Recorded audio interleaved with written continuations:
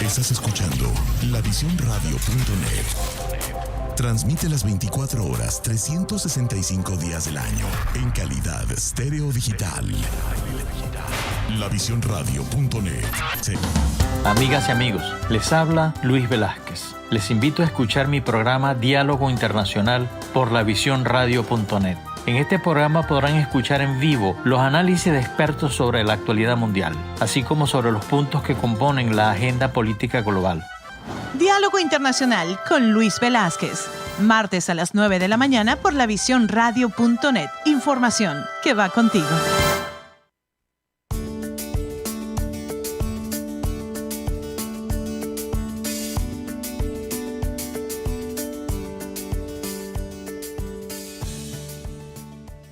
Días, amigas y amigos de lavisión.radio.net. Les habla Luis Velázquez. Encantado de estar una vez más con ustedes en Diálogo Internacional. Son las 9 de la mañana de hoy, 23 de mayo del 2023. En los controles de audio, Mayerlin, ¿cómo has estado? Buenos días, ¿cómo estuvo el fin de semana? Muy buenos días, Luis, excelente, maravilloso. Bueno, aquí, iniciando nuevamente prácticamente esta semana. Así es, con un clima que no es el mejor, pero muy húmedo y un poco de frío, pero bien. Nuestro número de teléfono es el 678-477-3036 y asimismo se pueden comunicar con nosotros a través de las redes sociales, Twitter, Instagram, YouTube y TikTok. En la mañana de hoy conversaremos con el embajador Héctor Quintero Montiel, licenciado en Estudios Internacionales, egresado de la Universidad Central de Venezuela, funcionario diplomático de carrera, jubilado, subsecretario del Consejo de Ministros, gerente general de la Corporación para el Desarrollo de la Pequeña y Mediana Industria, director general del despacho del Ministerio del Interior y Justicia en Venezuela. Estuvo acreditado en diversas misiones diplomáticas y consulares: Australia, Italia, Libia, Gabón, Brasil, Surinam, Chile y Ecuador, en las Naciones Unidas, en Estados Unidos, Israel, Emiratos Árabes Unidos, y designado por el gobierno interino del ingeniero Juan Guaidó como embajador en Ecuador entre el 2020 y el 2021. Muy buenos días, Héctor, ¿cómo has estado? Bien, gracias, buenos días, Luis. Muchas gracias por la invitación. Mi saludo a tu audiencia y bueno, aquí para conversar. Así es. Yo creo que tienes que conectar la cámara porque no te estamos viendo. Pero bueno, les quiero decir que además entre Héctor y yo existe una muy vieja amistad. Nos conocimos en los años 70 en la universidad. Éramos compañeros de estudios en la Escuela de Estudios Internacionales. Yo no quiero decir desde cuántos años hace eso, pero un tiempo largo y una amistad muy fructuosa. Pero bueno, hoy queremos conocer la opinión de una persona que estuvo, si se quiere, recientemente representando a Venezuela en Ecuador. Queremos saber cuáles son sus opiniones acerca de lo que está sucediendo en ese país. Hay una crisis política que muchos dicen que, bueno, que ya después de 15 personas que han ocupado la silla presidencial desde que se recuperó la democracia en 1979 y varios de ellos llegaron al poder después de que un presidente electo dejó su mandato por algún motivo 2 años después. Y queremos saber sobre la base de una metodología que yo le decía a mis alumnos en la universidad. Hay una metodología muy sencilla, muy fácil para conocer cuáles son los problemas y hacia dónde vamos, qué soluciones encontramos. Es de dónde venimos, dónde estamos y dónde vamos. En el dónde venimos queremos saber cuál fue el escenario en ese momento de Ecuador cuando llegó Lazo y qué lo llevó a estar metido en esto, porque no es la primera vez que a él se le somete a un impeachment, como le dicen acá, en eso, a una posible destitución por el Congreso Nacional. Bueno, para entender un poco la crisis que actualmente vive Ecuador, debemos referirnos a los sucesos del año 2019, que coincidencialmente, cuando se destrozó el centro histórico de Quito por una serie de protestas en donde estaban involucrados el correísmo y algunas partes del sector indígena, algunos sectores de los indígenas, de los grupos indígenas, e incluso paisanos nuestros estuvieron involucrados en esos conflictos, que no solamente se realizó en Quito, se realizó, y por eso es la coincidencia, se realizaron en Bogotá y se realizaron en Chile. Y precisamente son los tres países que actualmente están en una grave crisis política y, por esta circunstancia, ¿no? La verdad es que, mira, debemos decir, desde que ganó Lenín Moreno, no solamente Lazo, Correa ha querido asumir de nuevo el poder a como dé lugar, y en algunas declaraciones él lo ha expresado así. Primero, porque esa vuelta de 180 grados que dio Lenin a su gobierno se mantuvo durante los 4 años, y desde un principio lo manifestaron una vez que fue electo en la segunda vuelta el presidente Lazo. Correa lo que quiere es dominar totalmente el Poder Judicial de manera que se le levanten las sanciones que tiene en los tribunales ecuatorianos, sin duda alguna. Lastimosamente, el presidente Lazo, debemos decirlo, no ha tenido un operador político como lo tuvo el presidente Moreno, que fue la ministra Romo, que al final lograron pasar igual un voto de censura ante la Asamblea y la dejaron fuera el último año de gobierno de Lenín Moreno. Lamentablemente, el presidente Lazo no ha tenido un operador político que lo ayude a consolidar su gobierno. Esta vez el grupo ha sido mayor porque al correísmo se unió el Partido Social Cristiano, que por cierto no tiene nada que ver con la democracia cristiana internacional, sino que fue un nombre que le puso el presidente Febres Cordero.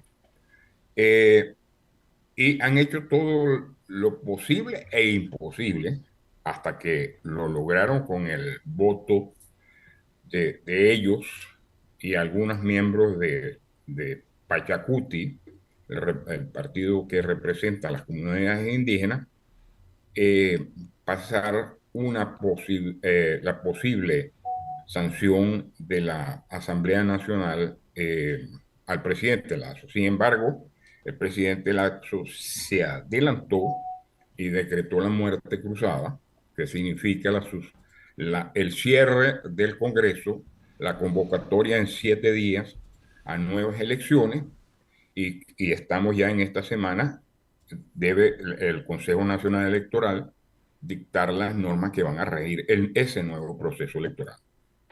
Llama mucho la atención que precisamente uno de los anuncios que hace el presidente Lazo en un principio, dice que no va a participar en estas nuevas elecciones. Él tiene problemas de salud y yo creo que en verdad también ha tratado de hacer un gobierno lo mejor posible.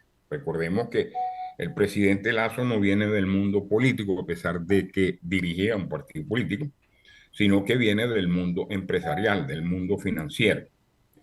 Y ha tratado por todos los medios de actualizar ciertas leyes que necesitaba el Ecuador para agilizar su desarrollo,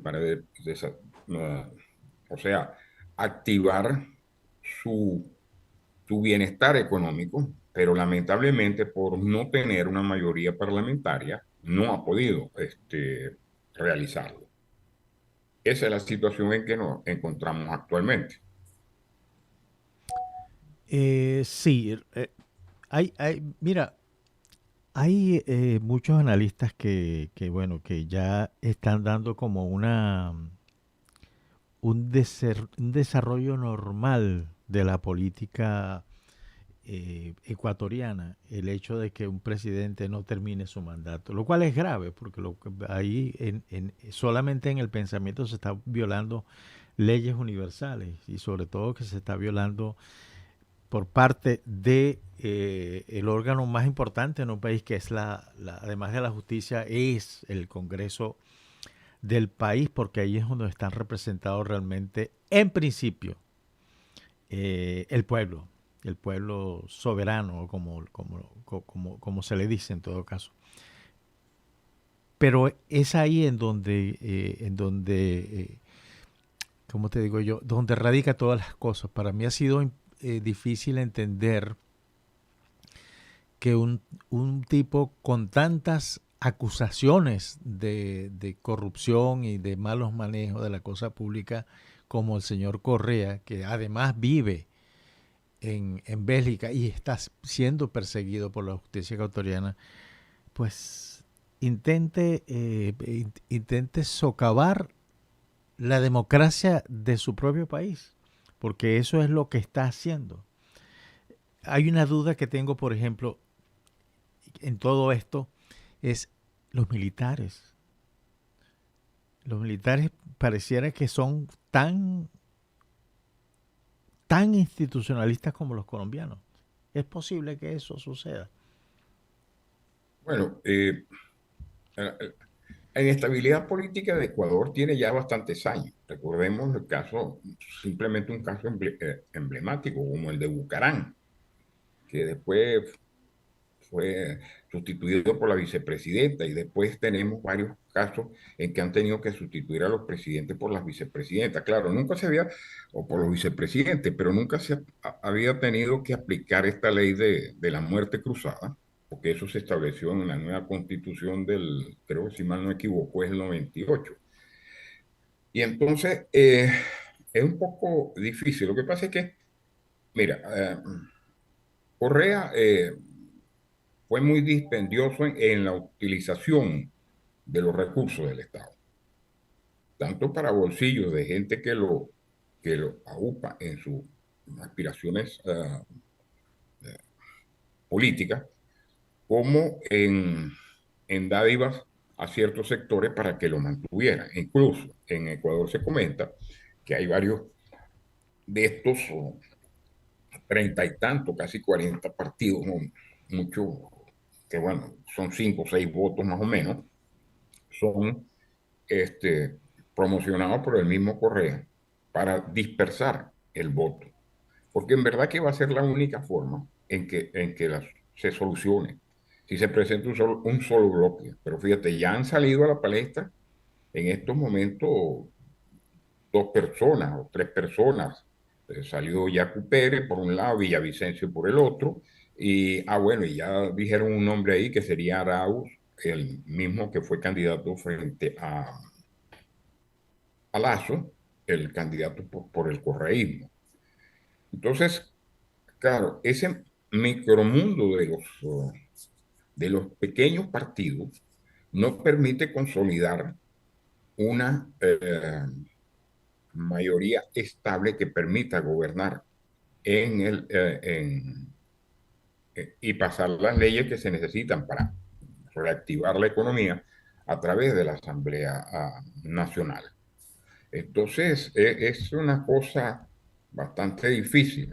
Desde la vuelta, como tú bien lo decías, a la democracia, ha sido una vuelta también con ciertos problemas, porque lo que te comentaba antes, la salida abrupta de Bucaram, que por cierto actualmente está siendo enjuiciado por tráfico de armas y de drogas, y después se han tenido varios casos, inclusive que han entrado militares al poder, como Lucio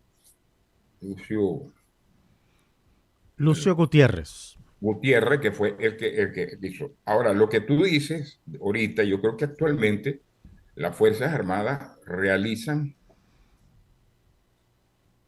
son el pie de la balanza de la actual situación que mantienen al gobierno. Fíjate que es muy impresionante las Fuerzas Armadas en una formación precisa, que son sin problema, rodeando la Asamblea Nacional, y cómo el alto mando militar, minutos después de la locución del presidente Lazo,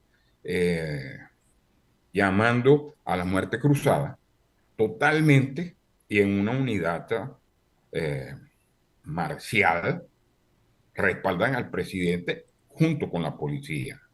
Y entonces ahora van a empezar conjuntamente las Fuerzas Armadas con la policía la lucha contra los carteles, porque eso es otra cosa que tiene Ecuador. Está infiltrada por los carteles mexicanos, porque toda esa lucha que hay en Guayaquil y en toda esa zona de las costas ecuatorianas es precisamente una lucha entre carteles mexicanos, porque por ese lado es por donde sale la coca y las otras drogas hacia México. Y de México se distribuye y se entra hacia aquí, hacia los Estados Unidos. Entonces, es el camino de la droga más expedito que hay. Y por eso fue que fíjate que hay una cosa hasta anecdótica. Recién tomado posesión, Lazo se mandó a arreglar un radar en Manta, precisamente para detectar los vuelos de los narcotraficantes, que en menos de una semana ya el radar estaba inutilizado y no se ha podido reparar. O sea, es decir, la siguiente pregunta que tiene que ver con eso que tú estás diciendo, lo cual es muy preocupante. Es decir, no es raro. Lo preocupante en todo esto es que, fíjate, en varios países latinoamericanos hay movimientos para elecciones. En Venezuela ni te cuento lo que está sucediendo. Ya tú lo sabes mejor que yo con el tema de las elecciones, la oposición y todo eso, pero sin embargo nadie menciona a un actor importante en la política, que es precisamente las bandas criminales, las bandas narcotraficantes. ¿Hasta qué punto esas bandas han ido penetrando el corazón de la toma de decisiones en Ecuador? Porque ya sabemos, en México mira lo que está pasando, en Brasil ni hablar, en Venezuela eso es el pan nuestro de cada día, y Colombia, por lo visto, el presidente Petro pues no ha podido con ello. Y es así, porque fíjate que eso se ha visto en algunas actuaciones desde hace unos años en Argentina, sí, donde se han producido unos ataques de sicariatos tremendos, igualitos a los que se producen en Colombia. E inclusive, cuando han logrado detener a los sicarios, se ha determinado que son sicarios colombianos, porque claro, ¿qué ha pasado? Hay gente que se cansa de vivir en esa presión, esa incertidumbre, y se ha desplazado hacia Argentina, pero hacia allá lo persiguen, y lo siguen, y hasta que terminan con la persona que tienen que hacer, y entonces hacer su mandado, ¿no? Entonces, es una situación muy difícil que tenemos nosotros ahorita en la política latinoamericana, que yo creo que ahorita, viéndolo desde el punto de vista de nuestros análisis de internacionalistas, mira, yo creo que hay 3 países que yo no sé hasta cuándo van a pasar en esto, o sea, van a aguantar esta situación, que son Uruguay, Paraguay, que está ahí en la cuerda floja, Costa Rica, y precisamente el otro era Ecuador. Y una de las cosas que han entorpecido más, por las cuales han entorpecido más la labor del presidente Lazo, es precisamente por su combate de frente contra las bandas estas de narcotraficantes, a las cuales está vinculada Correa. O sea, si no se entiende esos frecuentes viajes y reuniones con gente que estuvieron en sus gabinetes en Ciudad de México. ¿Me entiendes? E incluso se habla de viajes fantasma, vamos a decir así, de Correa a esta zona de la costa a reuniones precisamente con estas bandas de delincuentes. O sea, nosotros ahorita lastimosamente lo que es al sur del Río Grande tenemos graves problemas de estas bandas y lo ves tú con la actuación un poco a lo mejor drástica dirán algunos, pero del presidente Bukele en Salvador, en San Salvador.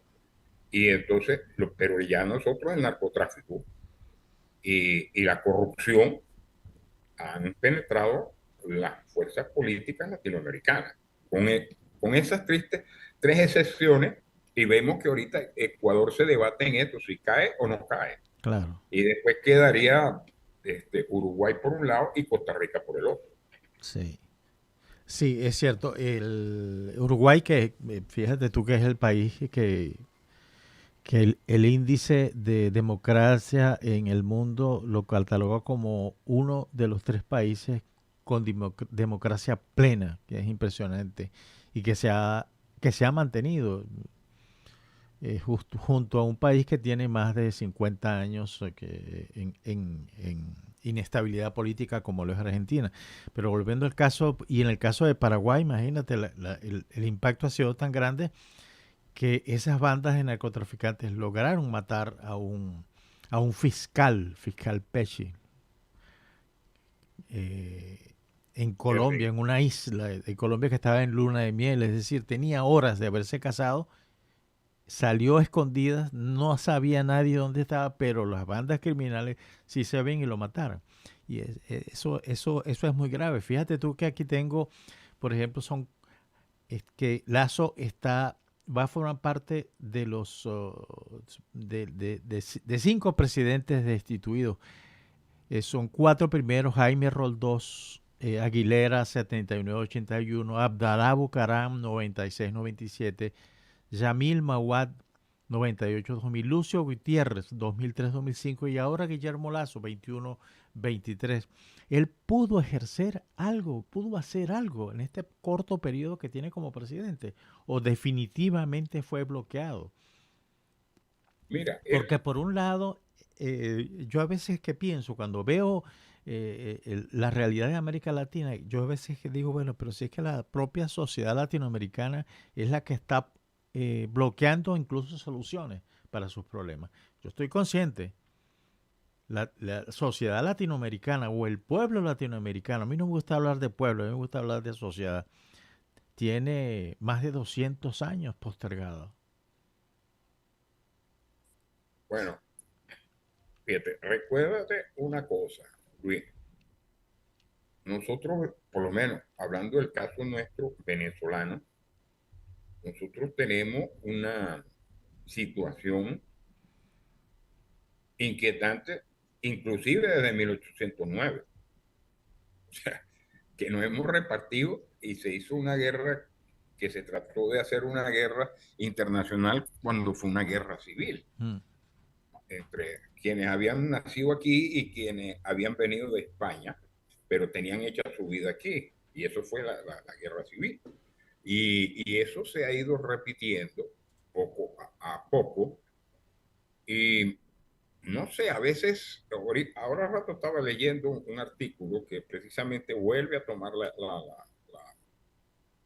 la historia del parlamentarismo con el presidencialismo y bueno, no hemos tratado todavía de establecernos, sino que el presidencialismo es prácticamente un mandato supremo a una persona para que dirija todo. Y esa persona, como acaba de pasar en Colombia, que el presidente cree que el presidente de la Corte es un funcionario de él y que el fiscal general de la República es otro funcionario de él y el defensor del pueblo es otro funcionario de él, cuando son poderes autónomos del Estado que tienen que hacer su labor de acuerdo a eso. Entonces yo creo que la democracia en América Latina no ha sido absorbida por esa sociedad en su pleno concepto. Algunos hablan de de que el llegar al poder únicamente por parte de buscar un beneficio propio en el ejercicio del poder. Ahora bien, este panorama que tú planteaste de Ecuador te demuestra que de regreso a la democracia, bueno, Roldó fue una excepción. Yo no sé por qué lo ponen ahí, porque Roldó fue un accidente aéreo que hubo y lo tuvo que sustituir el vicepresidente Hurtado. Entonces, no fue porque, pero los otros o fueron por un golpe de Estado o fueron precisamente. Ahora, debemos entender también una cosa. Fíjate, la primera vez que yo estuve acreditado en Ecuador, que fue en los 90, por ahí, 92, por ahí, las Fuerzas Armadas, ecuatorianas tenían más o menos el 60% de las industrias en Ecuador. Eso se fue liquidando, o sea, la presencia y más o menos. Ahorita yo entiendo que ese apoyo tan firme que le han dado las Fuerzas Armadas a Lazo tiene una razón.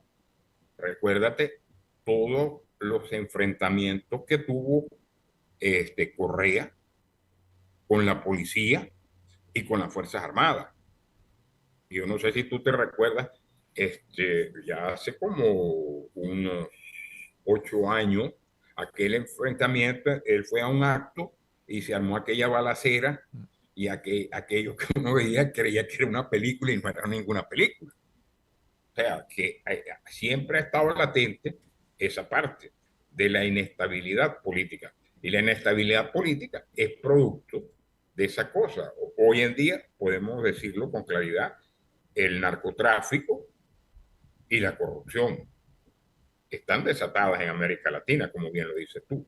O sea, yo creo que hoy sí podemos meter la mano a aquel Chile decente que conocimos, está ahí todavía pero demostró a través de los ciudadanos que precisamente se pueden arreglar las cosas por la vía de la democrática. Fíjate que Kass acaba de ganar las elecciones para la conformación del equipo constituyente que va a ser una nueva constitución, pero en otros países como el nuestro, Nicaragua o Cuba, es imposible un resultado como ese. Sí. Héctor, permítenos que vayamos a la primera pausa y cuando regresemos me gustaría que habláramos sobre exactamente el escenario en que estamos, dónde estamos y hacia dónde vamos en Ecuador. Me temo y tengo el temor de que no va a pasar de un forcejeo, porque lo mismo está pasando en el resto de los países de América Latina. Es una cosa rara en momentos en que la balanza de poder en el mundo está cambiando. Vamos a una pausa y ya regresamos. Estamos conversando con el embajador Héctor Quintero acerca de la crisis en Ecuador.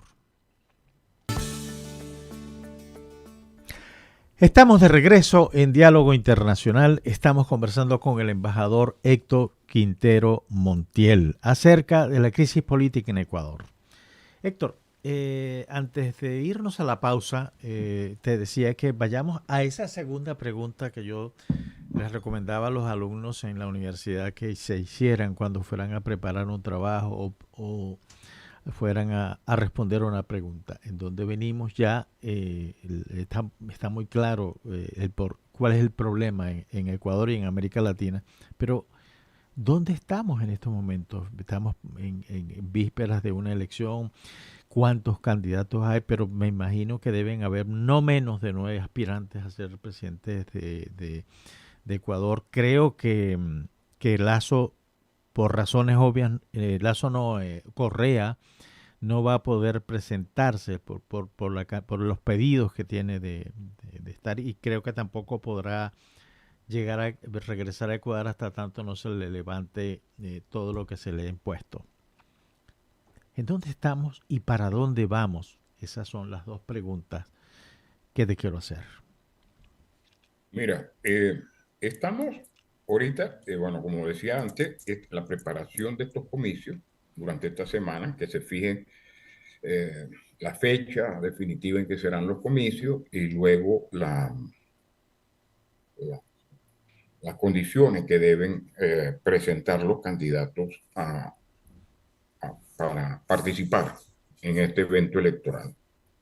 Debemos recordar que esto va a ser un gobierno transitorio, porque aparentemente el nuevo gobierno duraría más o menos 1 año y 8 meses hasta que se cumpla el periodo, porque la función de este gobierno, de este nuevo gobierno que se va a elegir, es terminar el periodo de Lazo y inclusive de los asambleístas. Sí. O sea que terminaría del periodo. En el 2025 más o menos terminaría todo. O ya en el 2025. Terminaría todo. Sí, ahora, sí. Mira, hasta los momentos, fíjate, ahorita estaba viendo que me llegó por aquí, hay una encuesta, hay 6 personas que se han lanzado, o sea, o son precandidatos, porque todavía no son candidatos. Yacu Pérez, Fernando Villavicencio, Otto Sonnenheusmer, que fue vicepresidente con Lenín Moreno, Andrés Arauz, que fue el candidato y fue reconfirmado por Correa como nuevo candidato por el correísmo, Carlos Rabascal y Leonidas Issa, que es del movimiento Pachacuti, movimiento indígena, pero un hombre de una izquierda bastante radical, y se le menciona como un gran, no vamos a decir compinche, un gran amigo de Correa. Y fíjate, en esa encuesta todo demuestra con un 61.51% que Fernando Villavicencio está encabezando esos sondeos. Fernando Villavicencio es un periodista. Claro, es un periodista que sufrió la persecución durante el tiempo de Correa y ha escrito varios libros donde ha presentado las pruebas por las cuales Correa fue sancionado por las autoridades judiciales del Ecuador. Ahora bien, fíjate, si no se produce un acercamiento entre sectores, por lo menos que estoy viendo, Yacu Pérez, que es de la nueva generación indígena, un hombre profesionalmente muy bien preparado, y por lo menos en el caso de Villavicencio, si no se logra estructurar una gran unión, una unidad que tenga una fuerza suficiente para mantener la estabilidad del gobierno en la Asamblea Nacional, seguiremos otra vez en esta incertidumbre. Van a pasar año y 8 meses o año y medio y el gobierno no va a poder avanzar, o en cualquier momento cae otra vez y se produce otro cierre del Parlamento y una nueva elección presidencial. Yo creo que ahí es donde tiene la responsabilidad la sociedad ecuatoriana, los votantes ecuatorianos, de mencionar, de decidir, de unirse para acabar con esta rochela. Tú bien lo dijiste, ¿no? Porque esto a cada rato es un problema por una cosa u otra. O sea, es como aquel viejo juego que usábamos en el colegio, no, quítame esta pajita, y entonces ahí no podemos pasar toda la historia porque así no avanza el país. Y es lamentable. Yo que estuve en los 90 en Ecuador, y el nuevo Ecuador que conocí ahora en el nuevo siglo, es bastante diferente, porque ya es moderno, se está desarrollando, pero lastimosamente ahorita, bueno, con varias personas que he hablado allá, la inseguridad que hace unos meses o un año, hasta cuando yo estuve, era total. Ahora la inseguridad prima y el desarrollo económico está estancado porque las empresas no saben hacia dónde va a ir esto. Entonces y después está creciendo un problema que en verdad a mí no me sucedió estando allá, pero ha crecido el rechazo al migrante venezolano a través de las empresas. Entonces, eso es una cosa que es nueva. Se habían producido casos, pero ahora me dicen que los casos se están produciendo más grandes. O sea, tú llegas a alquilar una vivienda y, no, usted es venezolano, no, o le ponen una cifra inalcanzable, o simplemente le dicen de frente que no se la alquilan, cosa que no está sucediendo. Pero claro, eso lo entiendo yo por el alto desempleo que hay.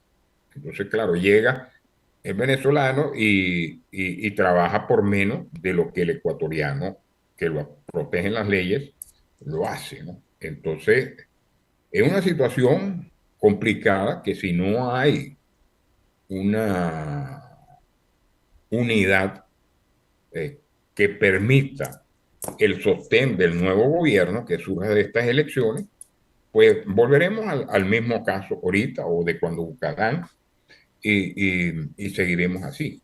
No hay otra alternativa, ¿no? Y fíjate que la migración que se estaba regresando, porque la migración ecuatoriana había salido mucho en cuando los 90, por allí, los 80, los 90, y habían regresado en el 2000 una vez que se produjo la dolarización y toda esa cosa, cuando ya misma Watt. Y resulta que la gente está volviendo a salir porque no sabe, no tiene seguridad de cómo va a poder trabajar o qué va a poder hacer o qué va a suceder con él o qué va a suceder con su propiedad.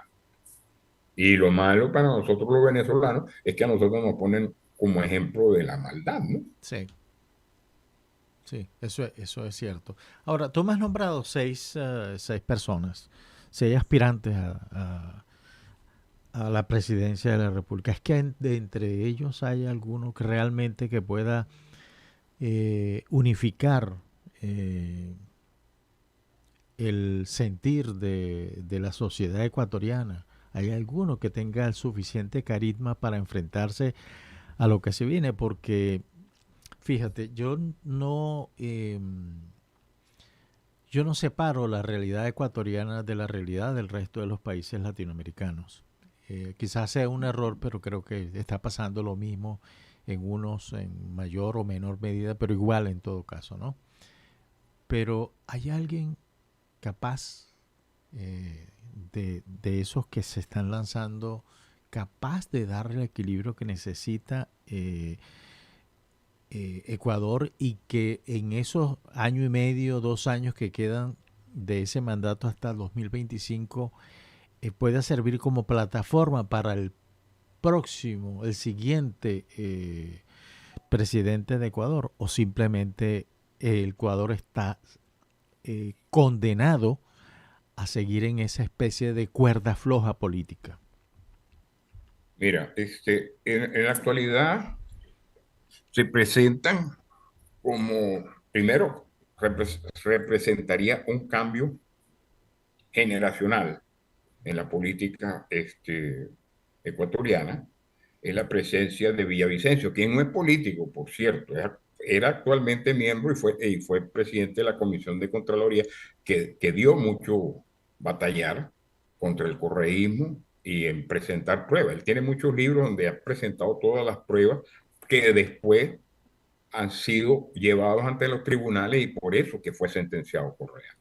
Ahora, él no es político, él es periodista, como él se llama, periodista de investigación, pero es un hombre que tiene ideas claras sobre lo que hay que hacer y dónde debe actuar.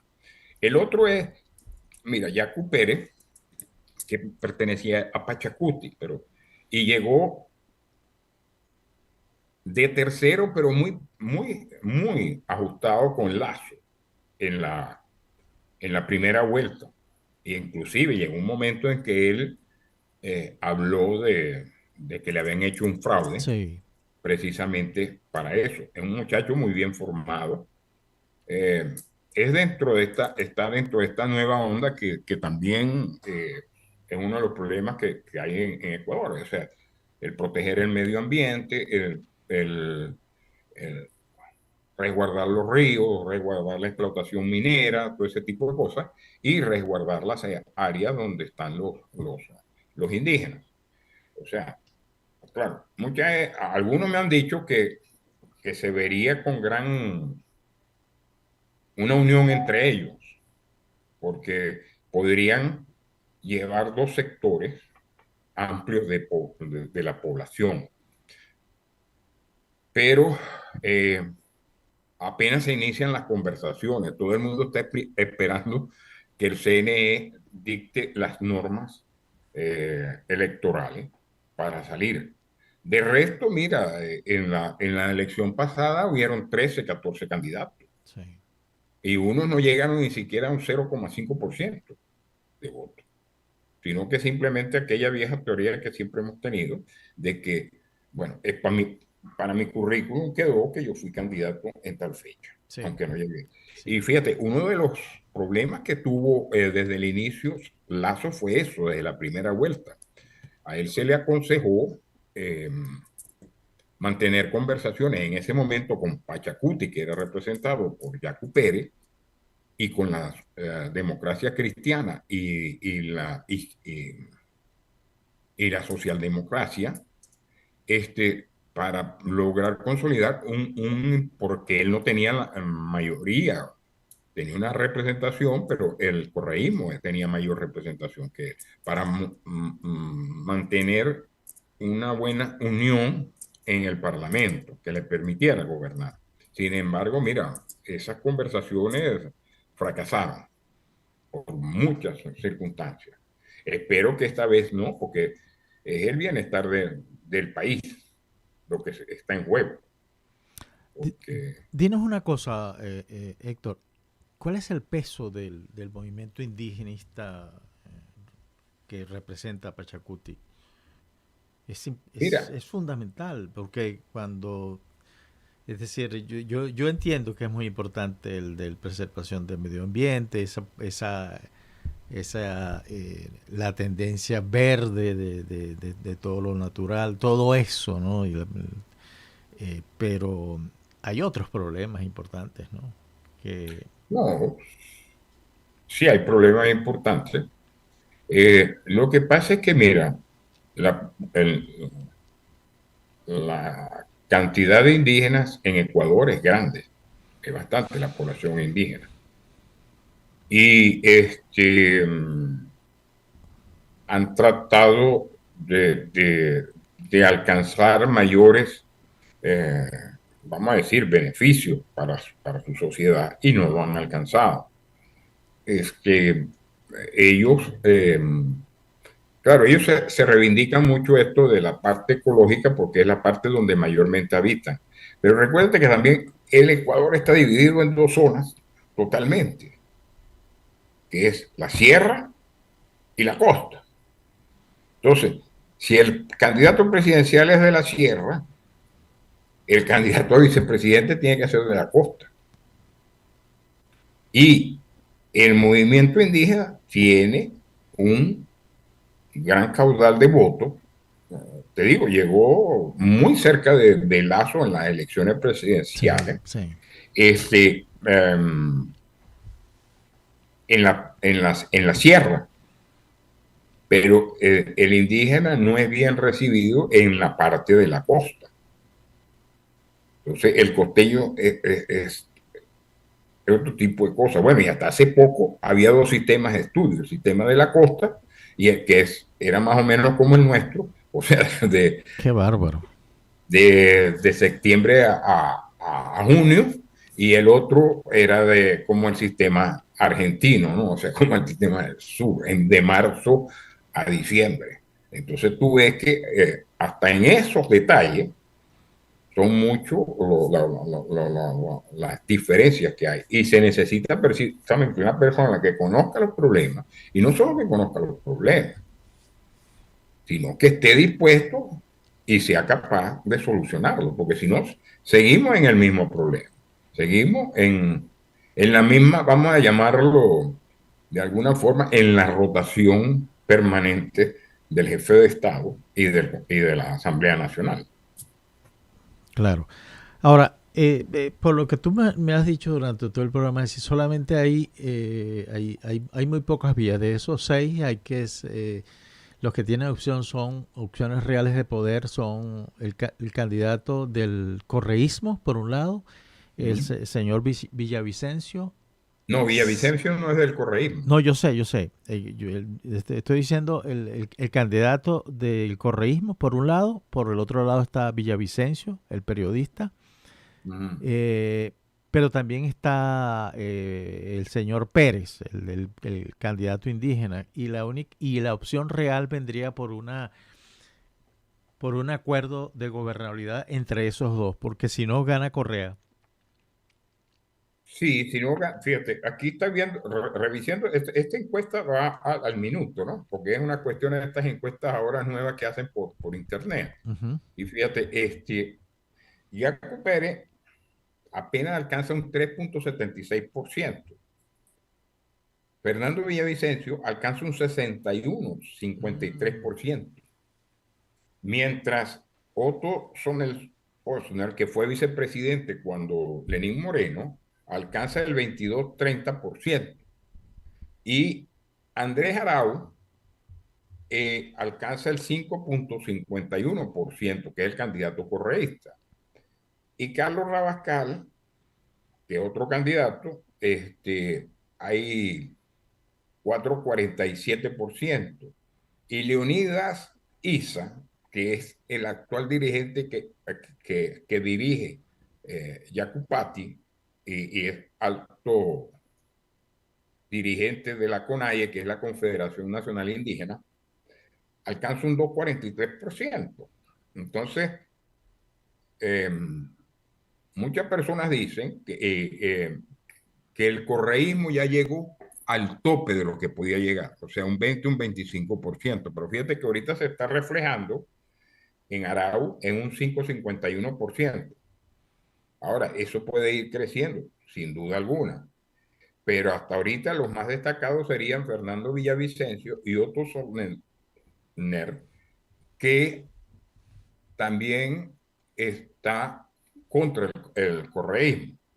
Pero entre estos tres, tienen que conversar porque fíjate, en este caso, Fernando Villavicencio lleva un 61%, pero si agarra un 22% de Sonnenfelsner,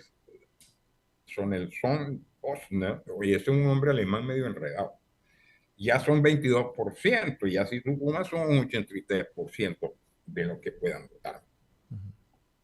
De intención de voto, en todo caso. De intención ahorita, sí. Porque estos son los que se han mencionado. Bueno, ya Villavicencio y Jaco Pérez, sin duda alguna, se lanzaron. Y Andrés Arauz ya lo lanzó Correa como candidato para esta nueva elección. Son los que en verdad están lanzados. Los otros son, vamos a decir, especulaciones periodísticas para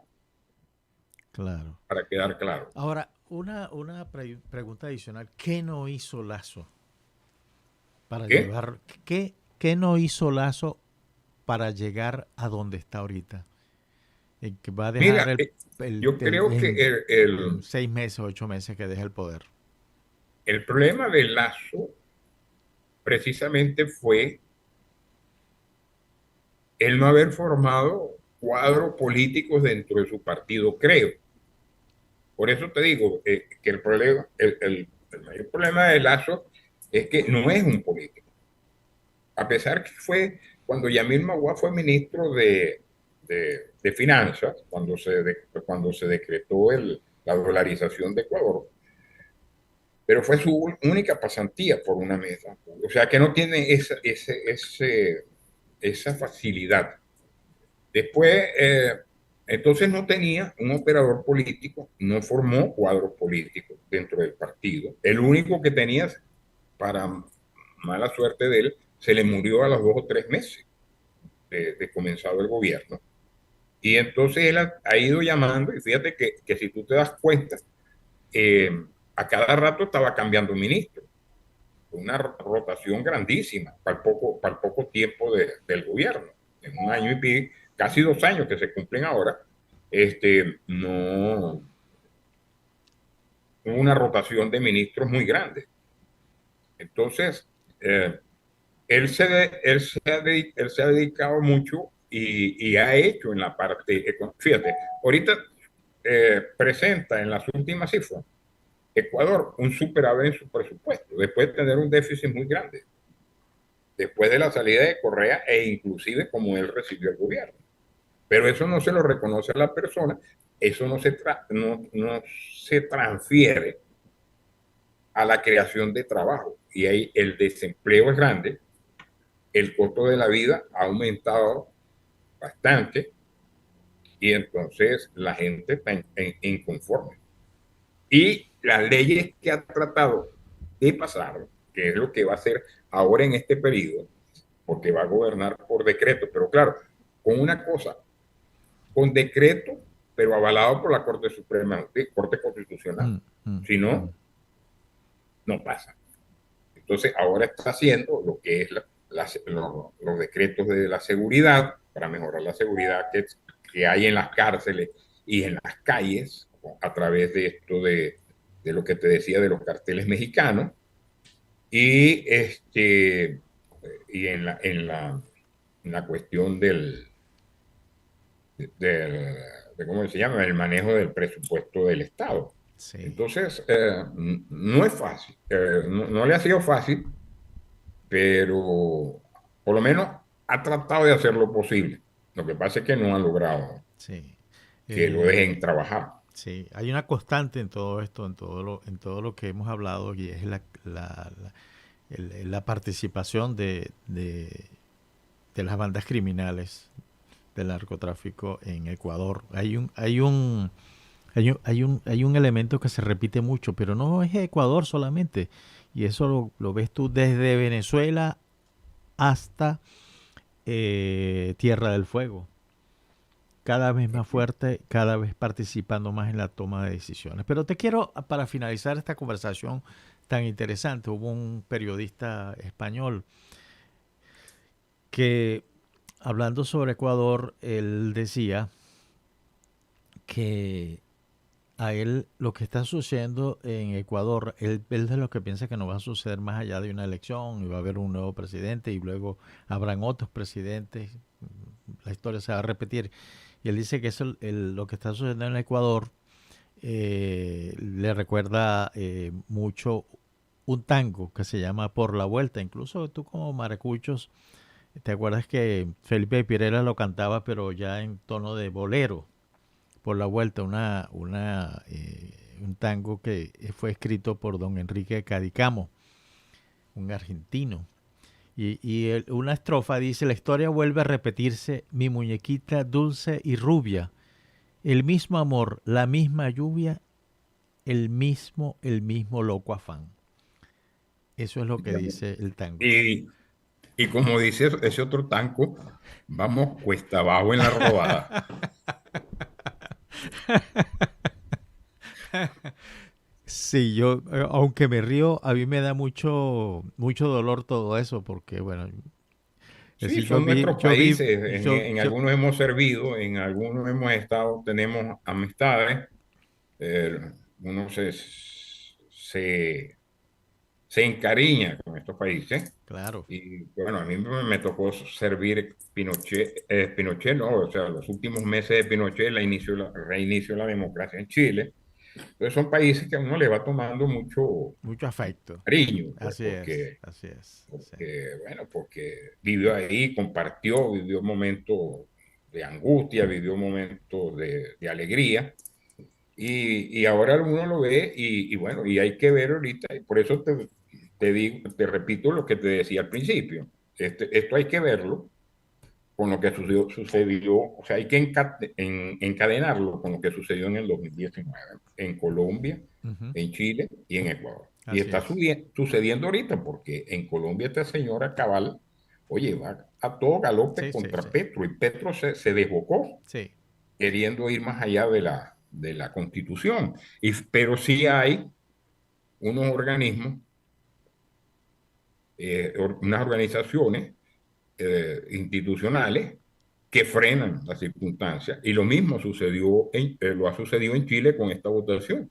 Claro. Y que todo el mundo está pendiente porque me imagino que en Chile, ya con la experiencia que tuvieron con Allende, los militares estarán atentamente observando la situación. Así es.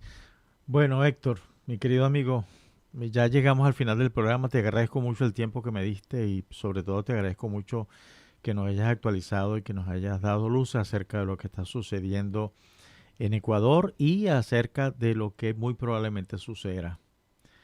Un fuerte abrazo, mi querido amigo. Muchas gracias a Mayelin que nos ha ayudado en el audio y muchas gracias a la audiencia. Yo creo que esta ha sido una conversación muy, muy grata. Un fuerte abrazo. Los espero. Un fuerte abrazo y gracias a tu audiencia. Y un buen día para todos.